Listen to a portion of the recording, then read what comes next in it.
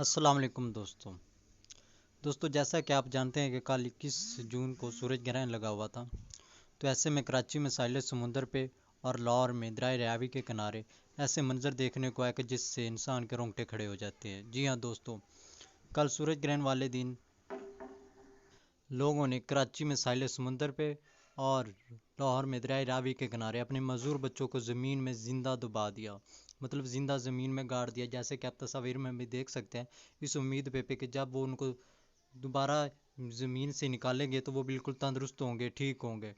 لیکن دوستو ایسا کچھ بھی نہیں ہے، یہ صرف توہم پرست باتیں ہیں۔ بہت افسوس سے کہنا پڑتا ہے کہ آج بھی ترقی کے اس دور میں بھی پاکستان پہ ایسی پرانی روایات چلی آ رہی ہیں جن کا حقیقت سے دور دور تک کوئی تعلق نہیں ہے۔ دوستو آپ کی اس بارے میں کیا رائے ہے؟ آپ اس بارے میں کیا کہتے ہیں؟ مجھے کامنٹس میں ضرور بتائیں، جبکہ میری رائے یہ ہے کہ اس میں کوئی سچائی نہیں ہے، یہ صرف جھوٹ پہ مبنی باتیں ہیں۔ آج کل جب سائنس اتنی ترقی کر چکی ہے، ہر مرض کا علاج نکالا جا چکا ہے، تو ایسے میں یہ بالکل ایک افسوسناک بات ہے۔ ویڈیو دیکھنے کا شکریہ۔